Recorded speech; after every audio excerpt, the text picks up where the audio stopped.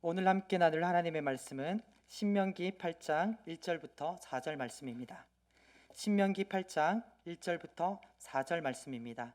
제가 가진 성경으로 구약 274페이지입니다.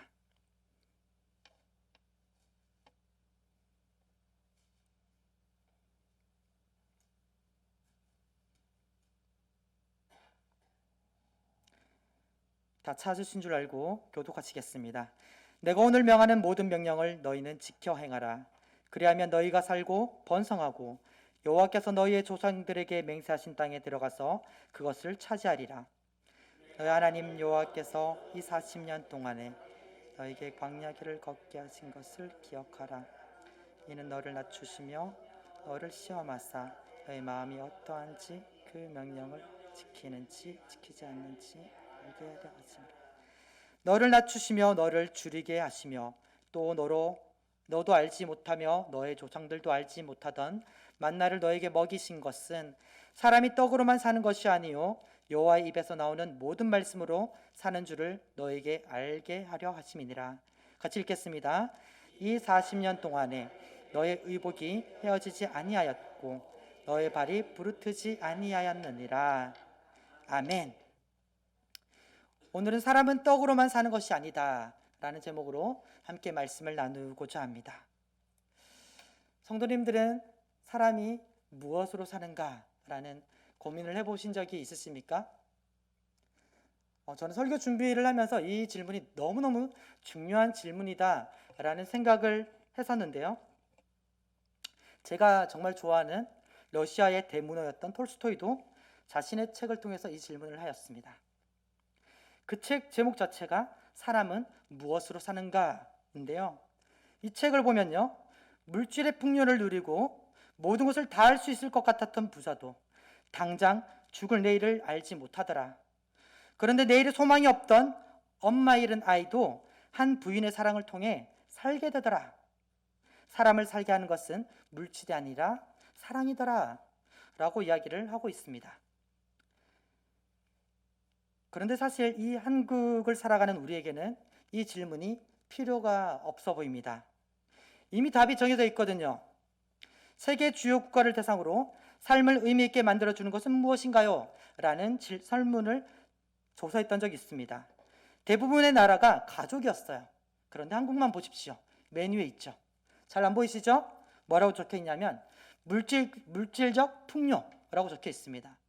대한민국 사람들에게는 사람이 무엇으로 사는가? 물질적 풍요로 산다라고 지금 정해져 있는 것입니다. 이게 압도적이에요. 실제로 저는 단 한 번도 선생님, 부모님, 그리고 어른들에게 천평아, 너는 사람이 무엇으로 사는지 아니? 너는 어떻게 생각해? 라는 질문을 들어본 적이 없어요. 너무나 중요한 질문임에도 불구하고요. 혹시 여기 계신 성도님들은 이 질문을 자녀분들에게 하신 적 있으십니까? 얘야, 사람이 무엇으로 살게 되는지 알아? 라고 질문해 보신 적 있으십니까? 그냥 저는 이렇게 배웠어요. 얘들아, 나중에 잘 먹고 잘 입고 좋은 집에 사는 것이 잘 사는 거야. 그렇게 살기 위해서는 돈을 많이 벌어야 하고 돈을 많이 벌기 위해서는 열심히 공부해야 돼. 물론 이 질문에 요즘 아이들은 이렇게 대답한다고 하더라고요. 돈이 많이 있으면 되는 거면 굳이 직업이 필요할까요? 그냥 전 돈 많은 백수가 되고 싶은데요. 요즘 아이들이 꿈이 없고 이렇게 의욕이 없는 것을 보면서 우리 사회가 뭐라고 하면 안 됩니다.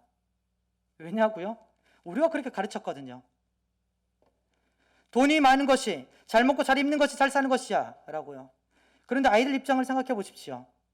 이미 부모님 집에서 먹을 걱정이 없어요. 부모님 집에서 입을 걱정이 없어요. 부모님이 나중에 이루어야 된다고 했던 것이 이미 다 있네요. 그러니 무슨 걱정입니까? 무슨 꿈이 필요합니까? 오히려 부모님 집을 떠나기 싫죠.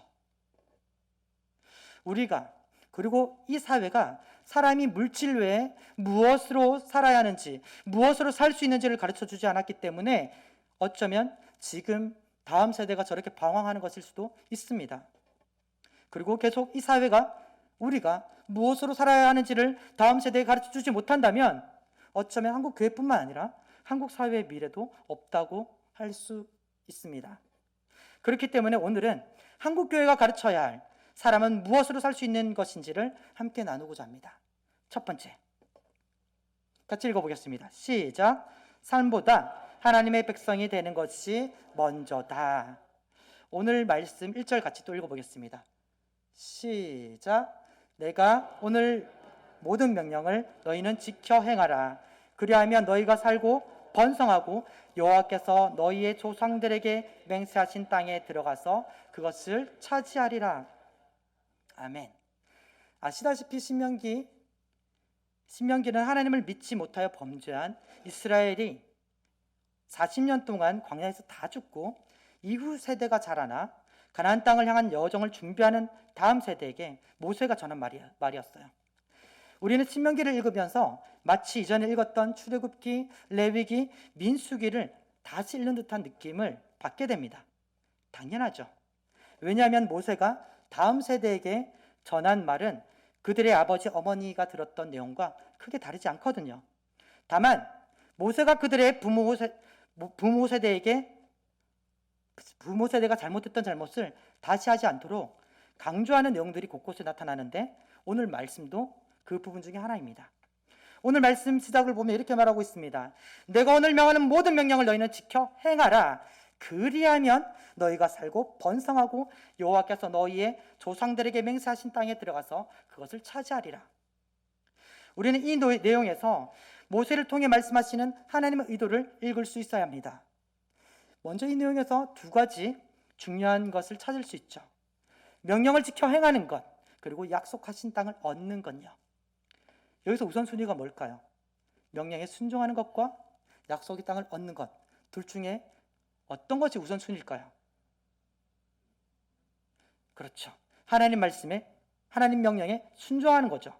왜냐하면 여기서 말씀에 나오는 것에 따르면 약속하신 땅은 명령을 지켜갈 때 따라오는 것이기 때문입니다.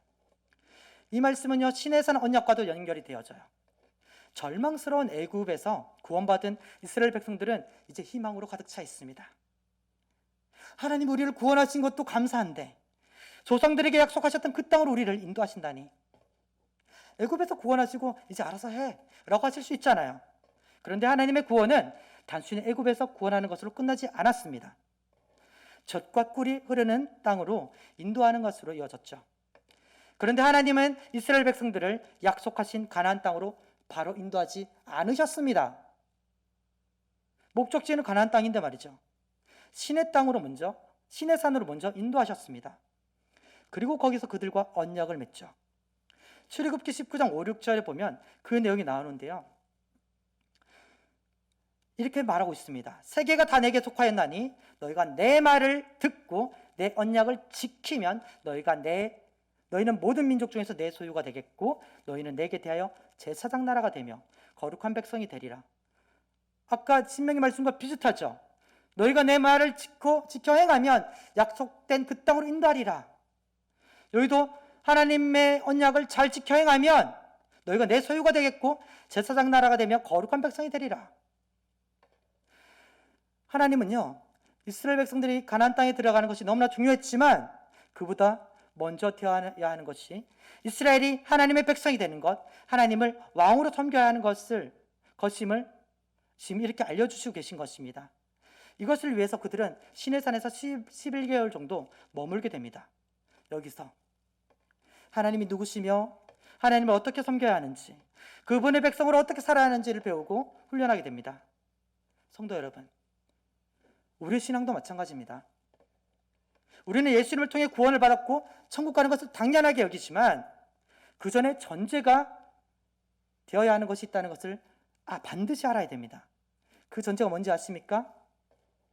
바로 우리를 구원하신 예수님이 우리의 주님, 우리의 주인이 되신다는 것입니다. 베드로는 이렇게 고백을 했어요. 주는 그리스도시요 살아계신 하나님의 아들이십니다 라고요. 주는 그리스도시요 살아계신 하나님의 아들입니다 라고요. 그에게 왜 예수님의 의미가 있었을까요? 베드로에게 예수님이 의미가 있었던 것은요, 예수님이 구원자라서가 아니고요. 당연히 좋죠. 그 구원자이신, 그 그리스도이신 예수님이 의미가 있는 것은요, 그 하나님 아들이 자신에게 의미가 있는 것은요, 베드로에게 예수님은 나의 주였기 때문입니다. 우리에게도 마찬가지예요. 구원받았다는 것은 곧 예수님을 나의 주인으로 섬긴다는 것을 전제로 하는 것입니다. 예수님이 나의 주인이시라는 것이 전제되어지지 않는다면 우리의 신앙은 잘못되어도 한참 잘못되어진 것입니다. 이스라엘 백성들은요, 그 가야 할 가나안 땅을 앞에 놓고서도 머물러 먼저 배워서야 할 이 사실, 우리도 그들과 같이 배워야 합니다. 우리의 주인은 누구십니까? 감사합니다. 우리의 주인은 예수 그리스도십니다. 예수 그리스도가 나의 주인이시라는 것이 무엇을 뜻합니까? 우리의 삶은 예수님의 말씀대로 살아가는 삶이 되어야 한다는 것을 뜻합니다. 우리의 판단이 아닌 주님이 판단하시는 말씀을 쫓아야 한다는 것을 뜻합니다. 우리의 방향이 아닌 주님이 말씀하시고 지시하시는 방향이 되어야 한다는 것을 뜻합니다. 저와 여기 계신 모든 성도님들의 주인이 예수님이 되셨으면 좋겠습니다. 우리의 삶, 우리의 삶이 주님의 말씀을 쫓아 살아가는 삶이 되기를 소원합니다. 두 번째로 같이 읽어보겠습니다. 시작. 떡만으로 살 수 없다. 신명기 8장 2절에 이렇게 말씀하고 있습니다. 같이 읽어보겠습니다. 시작. 너의 하나님 여호와께서 이 40년 동안에 내게 광야의 길을 걷게 하신 것을 기억하라. 이는 너를 낮추시며 너를 시험하사 너의 마음이 어떠한지 그 명령을 지키는지 지키지 않는지 알려 하심이라. 아멘.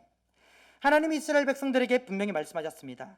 내 명령을 잘 지켜 행하면 내 소유, 내 백성이 된다고요. 약속된 그 땅을 허락하겠다고요. 우선순위는요, 아까 우리가 나누었듯이 약속된 그 땅이 아니라 당장 눈앞에 먹고 사는 문제가 아니라 하나님과 하나님의 명령이었습니다.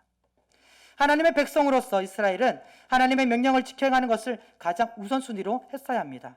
그런데 이스라엘 백성들은 하나님의 명령을 지켜 행하는 것보다 눈에 보이는 것이, 나를 먹고 살게 하는 그 떡이 하나님보다 더 중요하게 보였습니다. 내 눈앞에 그 약속의 결과가 가나안 땅의 흔적이 보이지 않는다는 것을 항상 불평했어요. 우선순위가 잘못된 거죠. 아시다시피 이스라엘 백성들은 이렇게 불평을 했습니다. 당장 가나안 땅에 갈 수 없더라도 내가 그 부스러기라도 맛볼 수 있어야 되잖아요. 근데 그 맛볼 수가 없어요. 오히려 그 가는 길에 물이 없었어요. 그래서 이렇게 원망하죠. 우리를 다 목말라 죽이려고 여기로 인도한 거냐? 그래서 하나님이 물을 허락하셨어요. 얼마 후 양식이 또 떨어졌습니다. 또 원망합니다. 우리를 굶주려 죽게 하려고 여기로 인도한 거냐? 하나님이 매일매일 만나를 주셨습니다. 이만하면 이제 광야에서 사는 문제는 하나님께 달려있구나, 하나님께 집중해야 되겠구나, 필요한 것은 하나님께 구해야겠구나 라고 생각할 수 있잖아요. 그런데 그렇게 하지 않습니다. 잠시 시내산에 멈춰서 하나님이 그들의 하나님이 되시고 그들이 하나님의 말씀을 지켜 행할 때 약속된 모든 것을 주시겠다 말씀하셨음에도 불구하고 그들은 믿지 않았어요. 구름 기둥과 불 기둥으로 함께 하시는 하나님은 보이지 않고요, 내 손에 없는 그것만 크게 보였습니다. 그들은 이렇게 불평했어요. 민수기 11장 4절 5절 우리 길지만 같이 읽어보겠습니다. 시작. 이스라엘 자손도 다시 울며 이르되 누가 우리에게 고기를 주어 먹게 하랴. 우리가 애굽에 있을 때에는 값없이 생선과 오이와 참외와 부추와 파와 마늘들을 먹은 것이 생각나거늘. 사실 이해할 만도 합니다. 맨날 같은 걸 먹으면 물리잖아요. 질리잖아요. 하지만 이건 아니죠. 애굽에 있을 때에는 먹었는데 지금 없다는 걸 강조하는 것이 뭐예요? 애굽에서의 삶이 지금 하나님이 우리의 왕이 되시는 것보다, 이 상황보다 더 좋다는 거잖아요. 애굽에서 구원하신 하나님의 역사심을 아무런 의미 없는 것으로 만들어버리는 것입니다. 그런 이스라엘 사람들에게 하나님은 또다시 참으시면서 고기를 주세요. 그런데 우리는 이 이야기에서 생각지도 못한 광경을 보게 됩니다. 하나님 앞에서 가장 그 역사심을 가까이에서 보았던 모세가 믿음 없는 소리를 하거든요. 우리 한번 민수기 11장 22절 같이 읽어보겠습니다. 시작. 그들을 위하여 양떼와 소떼를 잡은들 조카오며 바다의 모든 고기를 모은들 조카오리까. 이 모세조차도요, 가장 가까이서 홍해를 가르치는 것을 봤음에도 불구하고요, 이 모세조차도 환경이 더 커 보이는 거예요. 하나님 없잖아요. 어떻게 먹이실래요? 이 환경으로는 불가능한데요. 그러자 하나님이 뭐라고 하세요? 민수 밑에 거 같이 읽어보겠습니다. 시작. 여호와께서 모세에게 이르시되 여호와의 손이 짧으냐? 너가 이제 내 말이 너에게 응하는 여부를 보리라. 이 말이 뭐예요? 하나님을 바라보라고 하시잖아요. 이 환경이 너의 왕이 아니고, 이 환경이 너의 삶의 등불이 아니고, 이 환경이 너의 판단의 근거가 아니라 너가 바라봐야 할 것은 바로 나 하나님이야. 너의 왕은 나야 라고 말씀하시고 계신 거잖아요. 하나님을 신뢰하라고 말씀하시잖아요. 그 직후 하나님은 이스라엘 백성이 모인 땅이 뒤덮일 만큼 수많은 메추라기 떼가 내리게 하셔서 고기를 배가 터지도록 먹게 하셨죠. 지금 계속 어떤 일이 반복되고 있어요? 이스라엘 백성들이 그들과 맺은, 그들을 구원한 그들의 왕이신 하나님을 바라보지 않고 있는 거예요. 하나님의 명령을 지켜 행하면 가나안 땅을 허락하시겠다고 분명히 말씀하셨으나 명령하시는 하나님을 바라보지 않고 당장 눈앞에 보이지 않는 가나안 땅을 가지고 원망하고 있는 거예요. 왜 당장 내 앞에 가나안 땅이 없습니까? 라고요. 이 문제는 가나안 땅에 정탐꾼을 보내면서 크게 터졌죠. 모세와 이스라엘 백성들은 12 정탐꾼을 가나안 땅에 보냈습니다. 민수기 13장 17절부터 20절에 나오는 말씀인데요. 모세는 사람들을 보내면서 그 땅에 사는 사람들이 강한지 약한지, 많은지 적은지, 토지가 좋은지 나쁜지 등을 파악해 오라고 합니다. 40일 만에 그들이 정탐하고 옵니다. 이스라엘 사람들이 이 40일 동안 얼마나 기대하며 기다렸겠어요. 아, 그 땅이 어떤 땅일까? 드디어 처음 멀리서 12명이 오는데 와, 기대 가득하겠죠. 어떤 이야기를 할까? 근데 그들의 손에 뭔가 가득합니다. 뭐지 저게? 가까이 왔을 때 보니까 놀랍게도 포도송이를 2명이 메고 있는 것입니다. 그만큼 포도송이가 컸다는 거겠죠. 이것을 본 이스라엘 사람들은 무엇을 생각했을까요? 우와! 저 포도 좀 봐! 그 땅은 진짜 좋은 땅인가 봐! 빨리 들어가고 싶어! 이런 생각을 하지 않았을까요? 그런데요, 정탐꾼 중 10명이 이렇게 이야기합니다. 여러분, 정말 그 땅의 열매는 풍요롭고 좋았습니다. 하지만 여러분, 이 거대하고 탐스러운 열매를 기른 이가 어떤 사람들일지 생각해 보십시오. 이 열매가 큰 것만큼 그 사람들도 거대했어요. 그 사람들 앞에 우리는 메뚜기같이 보였을 거예요. 저 땅에 들어가는 순간 우린 다 죽고 말 거예요. 그리고 이어서 말합니다. 우린 여기서 죽을 수 없어. 애굽으로 돌아가자. 여러분, 왜 이런 일이 발생할 걸까요? 아직 2년도 채 안 됐어요. 순종만 했으면요, 이들은 2년 만에 가나안 땅에 들어갈 수 있었어요. 그런데 그들의 걸음은 가나안 땅 앞에서 멈추게 됩니다. 그 이유는 그들의 왕이신 하나님을 바라보지 않았기 때문입니다. 하나님의 약속을 기억하지도 않았기 때문입니다. 하나님의 말씀을 기억하고 순종하였다면 그들은 다른 말을 했겠죠. 그들에게 왕은 하나님이 아닌 눈앞에 보이는 환경이었어요. 거인이라고 하는 저 거대한 환경은 그들의 걸음을 멈추게 하였습니다. 그들에게는 이제까지 먹을 것과 입을 것을 주시고 지켜주셨던 하나님이 하나도 안 보였습니다. 그 땅을 주시겠다고 약속하셨고 먼저 앞서 싸우시겠다고 하셨던 하나님의 약속도 안 들렸어요. 기억도 안 났어요. 그들에게 오직 거인들만 보였습니다. 중요한 게 있어요. 이들은 그들의 왕이신 하나님이 주시는 축복을 이제까지 누렸어요.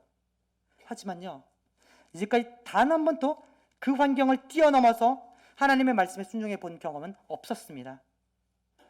항상 원망하고 불평하다가 하나님 환경을 만들어 주셨어야, 눈에 보고서야 그제야 믿었죠. 어쩌면 그때 믿고 안심하였던 것 또한 하나님이 아니라요, 눈앞에 보이는 드디어 문제 해결됐네, 요걸 보고 그냥 안심했는지도 모르겠습니다. 그런데 이때 다른 주장을 했던 사람이 있습니다. 누구죠? 갈렙과 여호수아죠. 그들의 우선순위는 다른 사람들과 달랐습니다. 그들은 사람이 떡으로만 살 수 없다, 눈에 보이는 환경으로만 사는 것이 아니다 라는 것을 분명히 알고 있었습니다. 그래서 민수기 14장 6절부터 9절에 보시면 이렇게 말을 하죠. 우리 7절 같이 읽어보겠습니다. 시작. 이스라엘 자손의 온 회중에게 말하여 이르되 우리가 두루 다니며 정탐한 땅은 심히 아름다운 땅이라. 넘겨주세요. 시작. 여호와께서 우리를 기뻐하시면 우리를 그 땅으로 인도하여 들이시고 그 땅을 우리에게 주시리라. 이는 과연 젖과 꿀이 흐르는 땅이니라. 다만 여호와를 거역하지는 말라. 또 그 땅 백성을 두려워하지 말라. 그들은 우리의 먹이라. 그들의 보호자는 그들에게서 떠났고 여호와는 우리와 함께 하시느니라. 그들을 두려워하지 말라 하나. 여기서 여호수아와 갈렙의 우선순위는 뭡니까? 그들의 왕이신 하나님이에요. 하나님께 순종하는 거예요. 보세요. 하나님께 거역하지 말라고 돼 있잖아요. 하나님이 함께 하신다고 말하고 있잖아요. 그게 그들의 우선순위였어요.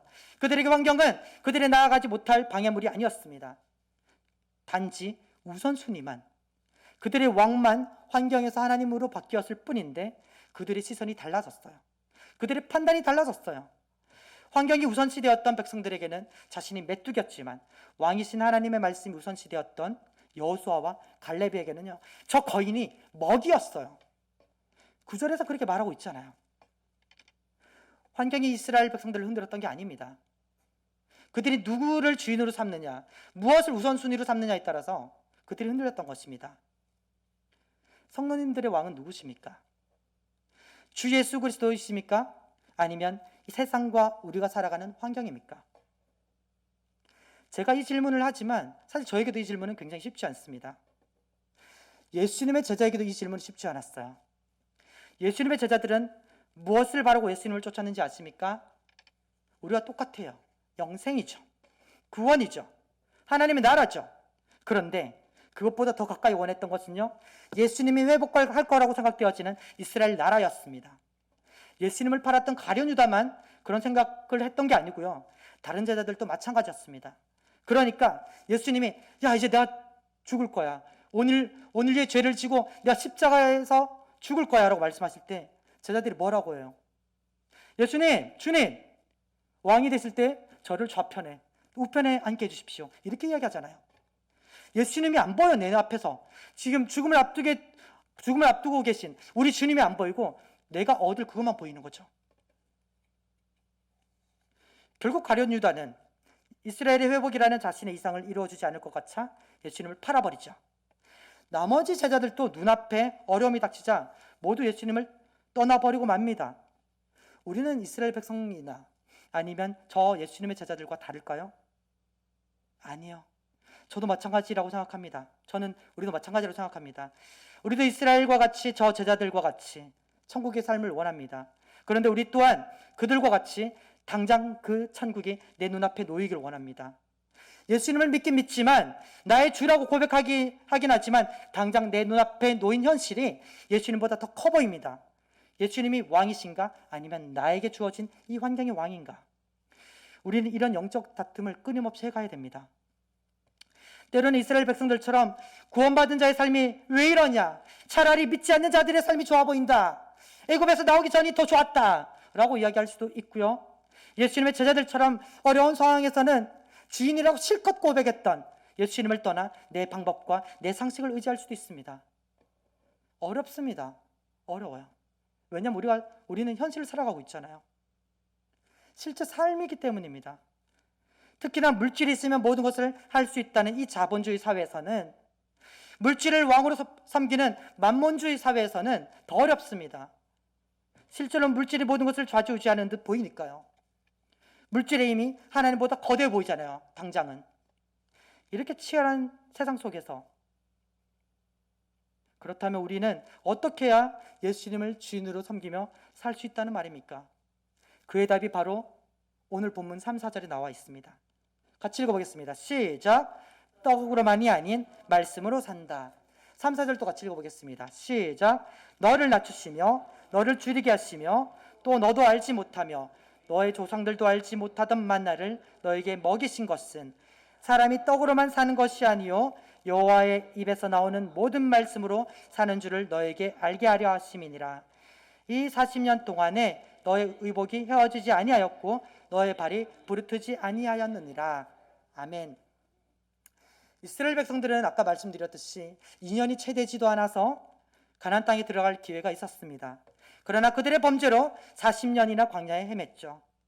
2년 만에 들어갔더라도 그들은 그동안 바위 위에서 물을 내시고 매일 만나로 먹이 쓰고 메추라기 때를 보내셨던 것을, 그들을 앞서가던 구름기둥과 불기둥을 그들은 기억하지 못했습니다. 여전히 눈앞에 보이는 현실에 집중했죠. 왜 없나요? 그런데요, 2년과 4년, 40년은 다르죠. 2년은 어떻게든 광야에서 생존할 수 있다고 상식을 의지할 수 있지만 40년은 불가능합니다. 그것도 한두 명이 아니라 200여만 명으로 여겨지는 이 백성들이 생존하였다는 것은 진짜 기적이라고밖에 말 못하죠. 이제는 환경을 보면서 야, 이 환경이 안 되잖아, 불가능해, 못해 라고 말 못합니다. 왜냐고요? 하나님이 지금까지 해오셨으니까요. 이 상황에서 어떻게 해요? 말 못해요. 왜냐하면 하나님이 하실 거니까요. 그죠? 하나님이 40년 동안 먹이시고 입히셨다, 하나님이 다 하셨다 라고 말할 수밖에 없다는 것입니다. 그래서 모세가 이야기하는 것입니다. 너를 낮추시며 너를 줄이게 하시며 또 너도 알지 못하며 너의 조상들도 알지 못하던 만나를 너에게 먹이신 것은 사람이 떡으로만 사는 것이 아니요 여호와의 입에서 나오는 모든 말씀으로 사는 줄을 너에게 알게 하려 하심이니라. 이 말이 무슨 뜻이에요? 어떤 사람들은 이 말을 사람이 떡으로 사는 것이 아니라는 것으로 잘못 해석합니다. 아니에요.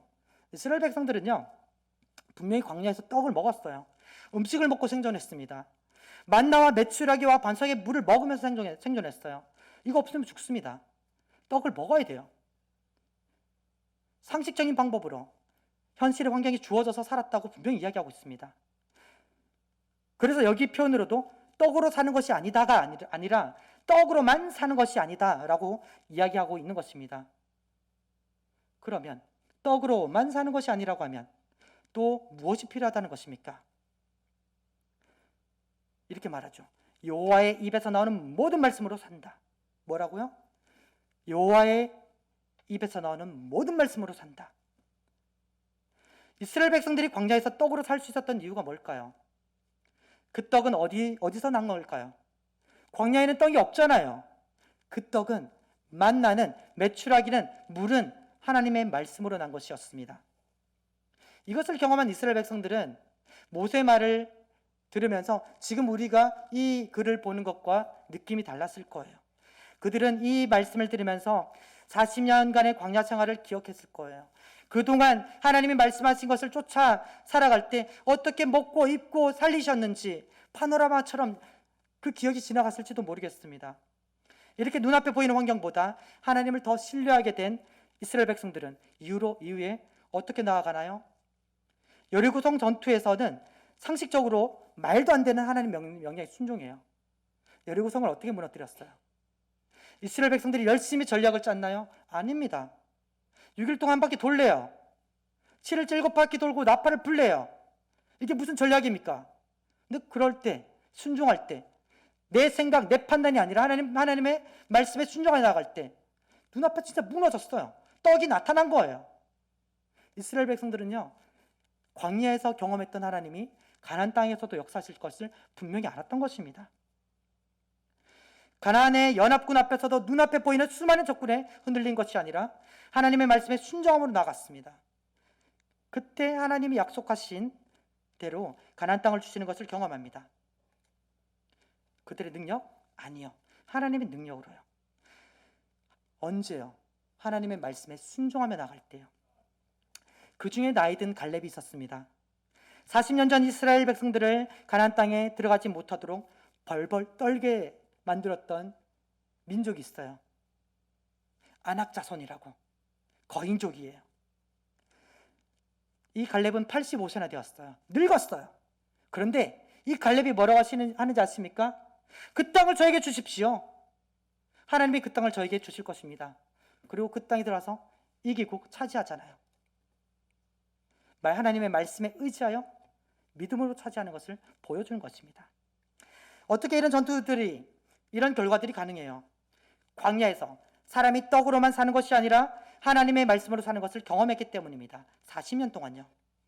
하나님의 말씀은요, 떡이 눈에 보이지 않더라도 잊게 하시는 능력을 가진 말씀입니다. 우리에게도 이런 시험이 있습니다. 사람은 물질로, 떡으로 그것이 있어야 사는 것이다 라고 세상은 이야기해요. 사람에게는 눈앞에 보이는 환경이 주어져야 돼 라고 이야기를 합니다. 그런 세상 이야기 속에서 어떻게 대답하시겠어요?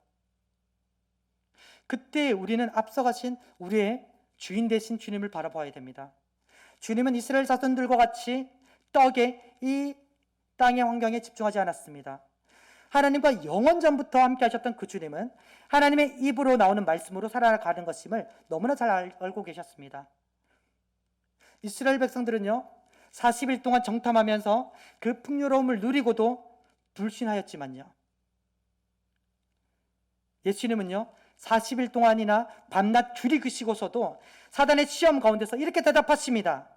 사람이 떡으로만 살 것이 아니요 하나님의 입으로부터 나오는 모든 말씀으로 살 것이니라. 우리 다시 한번 믿음으로 다 같이 읽어보겠습니다. 시작. 예수께서 대답하여 이르시되 기록되었으되 사람이 떡으로만 살 것이 아니요 하나님의 입으로부터 나오는 모든 말씀으로 살 것이니라 하였느니라. 아멘. 우리는 우리 앞에 시험이 올 때마다 환경 앞에 무너진 저 정탐꾼이 아니라 하나님의 말씀으로 이겨내신 우리의 주인 되신 이 예수님을 기억하고 따라야 할 것입니다. 그런데 떡이 아니라 하나님의 말씀으로 살 수 있는 것을 어떻게 하냐고요? 여러분, 우리 매일 말씀을 보잖아요. 이렇게 우리가 꾸준히 말씀을 듣고 묵상하면 말씀으로 살 수 있는 것을 알게 될까요? 말씀을 많이 알게 되어지면 말씀으로 살 수 있는 것을 알게 되어질까요? 성경에서는 그렇게 이야기하지 않습니다. 이스라엘 백성들도 시내산에서 하나님 말씀 다 들었어요. 알았어요. 하나님 말씀대로 살아야 살 때, 순종할 때 약속이 성취된다는 것을 알았어요. 근데 그들이 순종했습니까? 아니요. 그들이 알게 되어진 건 40년 동안 그 말씀을 경험했을 때 알게 된 거예요. 아, 정말 하나님의 말씀에 순종하면 주어지는구나 라는 걸 경험함으로 알게 됐다고요. 모세가 다음 세대 이스라엘 백성들에게 이렇게 말했잖아요. 너희가 40년 동안 떡만이 아니라 하나님 말씀으로 사는 것을 경험했잖아. 하나님의 말씀에 순종할 때 생존할 수 있었던 것을 기억하잖아. 40년 동안 너희가 입고 있는 그 옷과 신발이 멀쩡한 걸 봐. 말씀으로 살 수 있다는 것을 그것이 증거하고 있어. 마찬가지예요. 우리 또한 하나님의 말씀을 그저 듣고 묵상하는 것으로 끝나면 안 됩니다. 모세가 우리에게 이야기하는 것을 하는 것처럼 말씀을 경험해야 돼요. 말씀이 실제가 됨을, 내 삶에 그대로 실제가 됨을 경험하지 않는다면 우리는 계속 떡을, 물질을, 이 환경을 우선순위로 놓을 것입니다. 말씀이 살아있음을, 말씀이 눈에 보이는 것보다 크다는 것을, 능력이 있다는 것을 경험해야 됩니다. 경험하려면 어떻게 해야 돼요? 순종해야 됩니다. 우리의 주인 되신 예수님도 이렇게 말씀하셨어요. 요한복음 4장 34절 같이 읽어보겠습니다. 시작. 예수께서 대답하여 이르시되 기록되었으되 사람이 떡으로만 살 것이 죄송합니다. 요한복음 4장 34절 죄송합니다. 제가 읽어드리겠습니다. 예수께서 이르시되 나의 양식은 나를 보내신 이의 뜻을 행하며 그의 일을 온전히 이루는 이것이니라. 우리의 주인 되신 예수님은요, 하나님의 뜻을, 하나님의 말씀을 행하고 하나님의 일이 이루어지는 것을 양식이라고 말씀하셨어요. 예수님도요, 하나님의 뜻을 행하면서 하나님의 뜻이 이루어지는 것을 매일 날마다 보시면서 사셨어요.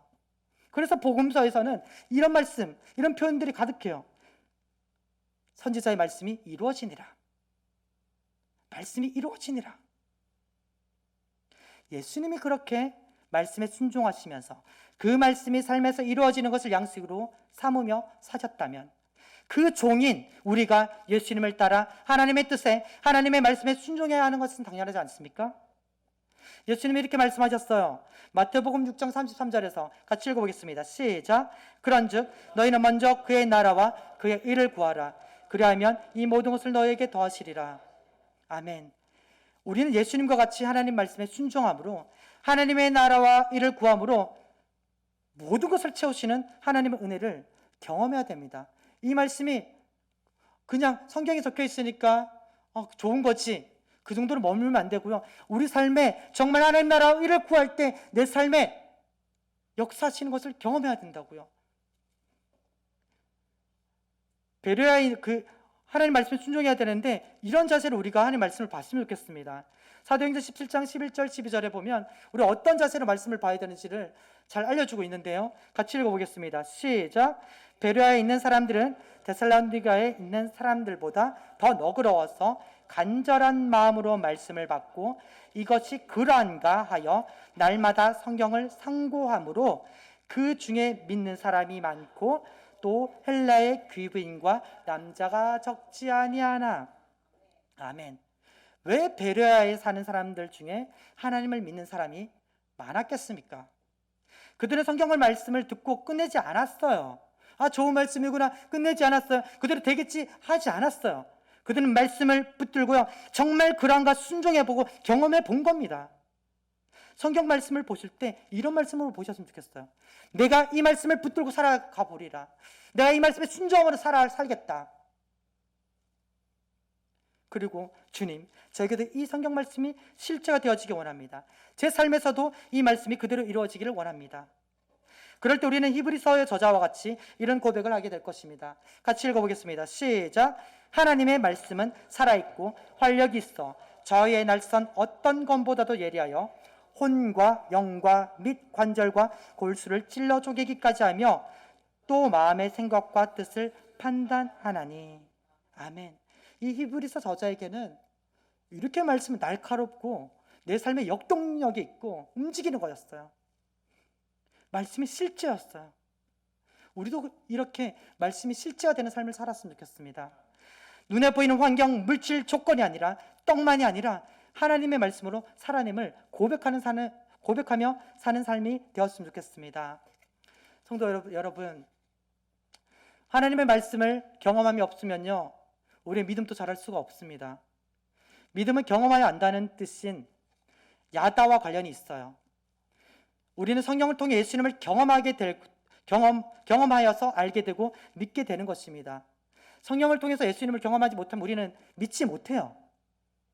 마찬가지로 우리의 매일의 삶에서 성령을 통해 예수님이 주신 이 말씀이 경험되어지지 않는다면 우리의 믿음도 자라지 못할 것입니다. 성도님들, 말씀을 경험하고 계십니까? 양식을 매일 먹듯 말씀이 실제가 되어지는 것이 순간순간 매일 경험되어지기를 소원합니다. 옛날에 말씀이 경험되어졌는데 말이지, 옛날에 정말 뜨거웠는데 말이지, 그것은 중요하긴 하지만 당장에 도움이 되지 않습니다. 중요한 것은 지금입니다. 지금 말씀을 경험해야 됩니다. 지금 말씀을 묵상하고 계십니까? 만일 묵상하시다가 멈추셨다면 오늘 당장 집으로 가서 말씀 묵상을 시작하십시오. 성도님들은 지금 말씀이 눈앞에 현실로 나타날 수 있음을 믿으십니까? 오늘부터 말씀을 읽으실 때 저 베레아의 사람들처럼 이 말씀이 정말 그러한지 아닌지 붙들고 묵상하십시오. 하나님, 이 말씀이 제 삶에 그대로 이루어지기를 원합니다. 이렇게 기도하고 그 말씀을 그대로 붙들며 살아가십시오. 성도님들은 지금 이 말씀이 현실이 됨을 경험하고 계십니까? 오늘부터 이 말씀은 정해진 시간에 읽고 덮어둬야 하는 말씀이 아닌 우리가 당장 순종해야 될 말씀, 경험해야 될 말씀임을 믿고 나아가십시오. 먼저 떡으로만이 아닌 하나님의 말씀으로 나아가신 주님께서 성령을 통하여 우리에게도 떡으로만이 아닌 하나님 말씀으로 살아가는 것을 알게 하시기를 소원합니다. 혹여나 말씀에 순종하는 것이 힘겨울 때 우리 주님을 생각하십시오. 우리 주님은요, 십자가를 지시기까지, 죽기까지 아버지 되신 하나님의 말씀에 순종하셨습니다. 그리고 그 결과는 지금 어떤지 아시잖아요. 부활하셔서 하나님 우편에 앉으사 하나님의 영광 가운데서 모든 만물을 다스리시는 통치자가 되셨습니다. 그 주님이 우리와 함께 하신다는 것을 기억하십시오. 혹여나 여전히 하나님의 말씀대로 사는 것이 율법처럼 여겨지고 우리의 자유를 빼앗는 것처럼 여겨진다면, 세상이 더 커 보인다면 모세가 한 말을 기억하십시오. 모세가 신명기 6장 5절에서 이렇게 말했어요. 같이 읽어보겠습니다. 시작. 너는 마음을 다하고 뜻을 다하고 힘을 다하여 너의 하나님 여호와를 사랑하라. 사랑으로 행할 때 더 이상 율법이 되지 않고 자유를 억압받는 것처럼 여겨지지 않을 것입니다. 자원함이 되어지고 기쁨이 되어질 것입니다. 그리고 그럴 때 하나님이 예수 그리스도를 통해 우리에게 주셔서 먹고 살게 하시는 생명의 만나를 누리게 될 것입니다. 오늘 말씀을 정리하겠습니다. 사람은 무엇으로 사는가? 우리는 말씀으로 살아갑니다. 세상은 답이 뻔히 정해져 있다고 이야기합니다.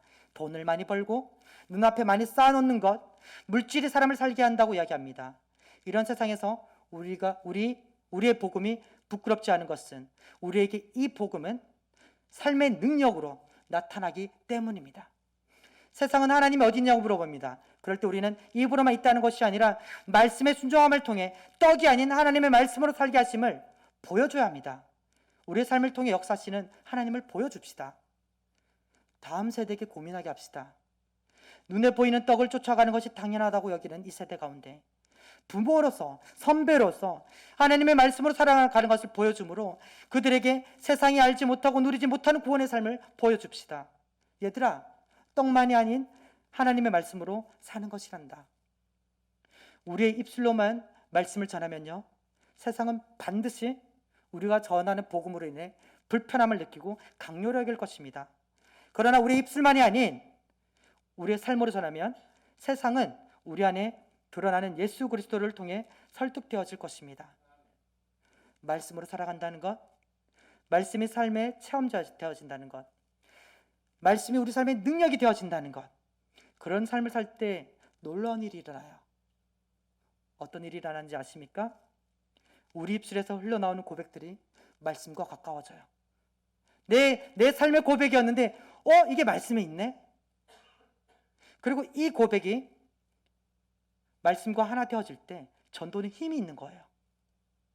말씀으로 살아내는 올리브교회 성도님들이 되시길 축복합니다. 입술의 모든 고백이 곧 말씀과 날로 가까워지는 삶이 되기를 축복합니다. 떡만으로가 아닌 하나님의 입으로 나오는 모든 말씀으로 살아내시는 성도님들이 되시기를 축복합니다. 아멘.